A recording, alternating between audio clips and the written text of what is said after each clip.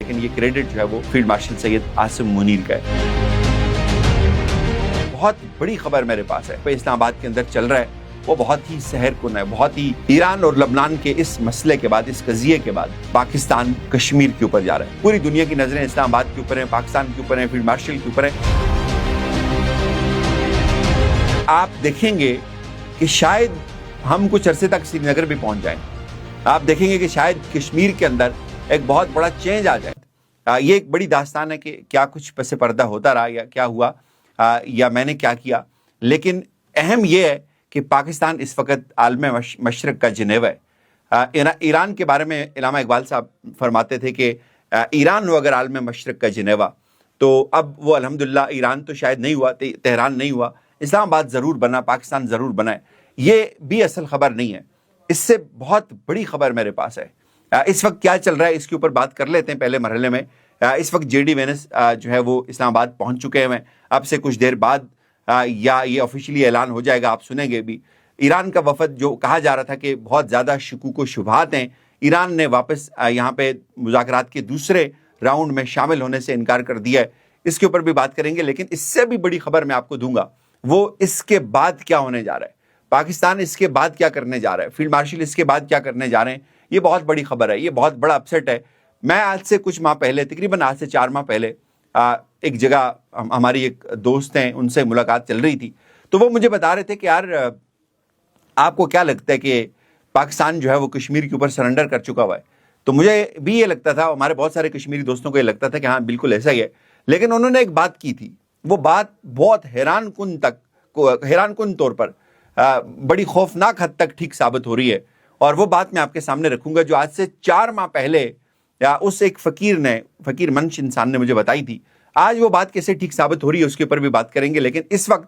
جو current update ہے وہ آپ کے سامنے رکھتے ہیں۔ ایک تو یہ جو کہا جا رہا ہے کہ ایران نے انکار کر دیا ہے، یہ جھوٹ ہے، ایسا نہیں ہے، ایران نے ضرور انکار کیا، لیکن ایران نے اپنی کچھ شرائط رکھی ہیں اور وہ شرائط یہاں پہ مجھے لگتا ہے قبول کر لی گئی ہیں۔ دوسرا راؤنڈ اسلام آباد میں شروع ہو رہا ہے، پورا اسلام آباد اب نائے حرمز بنا ہوا ہے، بالکل بلاک ہے، سیل ہے، بڑے زبردست قسم کے ایکسٹراڈنری انتظامات کیے گئے ہیں، اور یہ جو عزت ہے، یہ جو شان ہے، پاکستان کو بہت سال بعد کیا، بلکہ تاریخ میں شاید پہلی دفعہ یہ عزت نصیب ہو رہی ہے کہ پاکستان جو ہے وہ اس طرح سے عالم مشرق کا جنیوا ہے، اسلام آباد عالم مشرق کا جنیوا ہے، اور بڑی بڑی دنیا کا رخ پاکستان کی طرف ہے، اسلام آباد کی طرف ہے۔ اور اس وقت جے ڈی وینس کا طیارہ اسلام آباد پہنچ چکا ہوا ہے، نور خان ایئر بیس پہ طیارہ پہنچا ہے، اس کے بعد ایرانی وفود جو ہے وہ بھی پاکستان آنے کے لیے بالکل تیار بیٹھے ہوئے ہیں، بات چیت ہوگی، اور یہ ایک بہت ڈیفرنٹ لیول کی نیگوسیشنز ہیں۔ یہ بھی بتایا جا رہا ہے کہ ہو سکتا ہے کہ اگلے مرحلے میں ڈونلڈ ٹرمپ جو ہے وہ بھی تشریف لائیں گے، اور اس جو معاہدہ ہوگا اس کے اوپر دونوں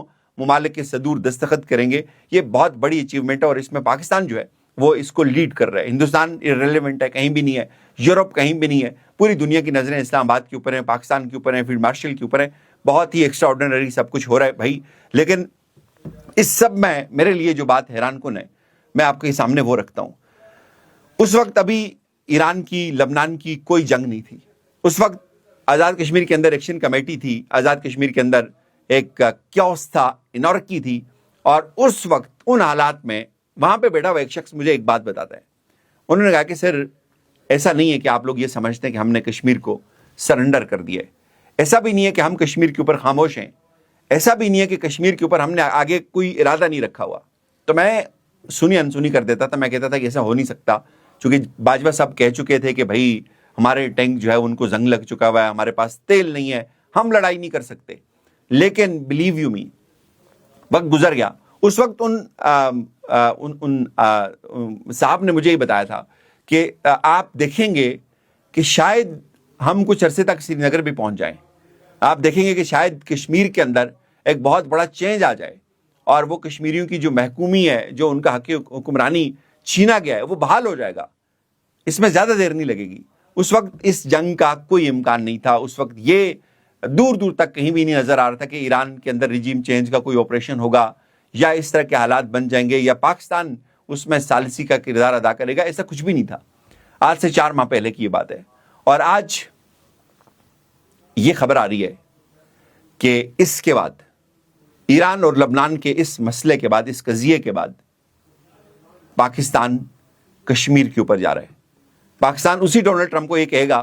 कि हमने आपका ये काम किया, हमने आपको एक रास्ता दिया, हमने आपको इज्जत से एक फेस एग्जिट दिया, ईरान को हमने आपके टेबल पे बिठाया, हमने बातचीत की। और इस वक्त पूरी दुनिया मानती है कि ईरान का अपर हैंड है। इस वक्त पूरी दुनिया ये बात समझती है कि ईरान ने पूरी दुनिया को हैरान करके रख दिया है, ईरान ने वर्ल्ड ऑर्डर को तब्दील करके रख दिया है। और अब पाकिस्तान अमेरिका को कहेगा, उसी डोनाल्ड ट्रंप को कहेगा कि अब आए, आप यहाँ पे कश्मीर के ऊपर बात करते हैं। और बहुत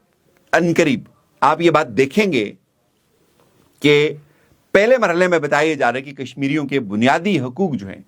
जिनको सलब किया गया है, उसको बहाल किया जाएगा। ये बहुत बड़ा चेंज होगा मकबूजा कश्मीर के लोगों के लिए, ये बहुत बड़ी डेवलपमेंट है। इसके ऊपर इंशाल्लाह अब हम फ्रिक्वेंटली बात भी करते रहेंगे और आपके साथ ये यूट्यूब का सफ़र दोबारा यहाँ से रिज्यूम होगा इंशाल्लाह। इसके बाद जो अभी यहाँ पे इस्लामाबाद के अंदर चल रहा है वो बहुत ही सहरकुन है, बहुत ही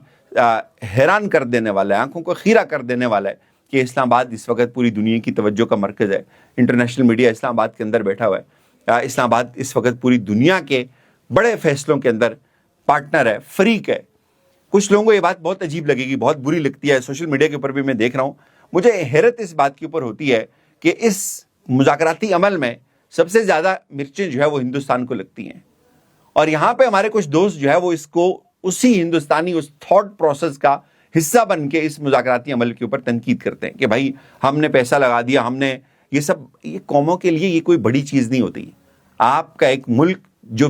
पिछले 70 साल से दहशतगर्दी की जद में था, वो पूरी दुनिया के अमन के लिए अगर एफर्ट कर रहा है, वो पूरी दुनिया उसको एक्नॉलेज कर रही है, तो मेरे ख्याल में हमें इसको बहैसियत कौम सेलिब्रेट करना चाहिए। और ये बहुत ही एक वंडरफुल मोमेंट है पाकिस्तान के लिए। पाकिस्तान हिस्ट्री में शायद पाकिस्तान ने वो इज्जत नहीं कमाई जो अब पाकिस्तान जिस लेवल पे जाकर पहुंचा है। तो इस पूरे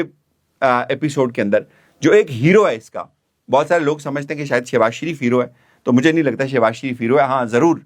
ये एक हिस्ट्री में लिखा जाएगा कि जब पाकिस्तान के अंदर पूरी दुनिया के बड़े बड़े फैसले हो रहे थे तो उस वक्त वज़ीर आज़म कौन था, तो डेफिनेटली तारीख के अंदर तो नाम आएगा, लेकिन ये क्रेडिट जो है वो फील्ड मार्शल सैयद आसिम मुनीर का है।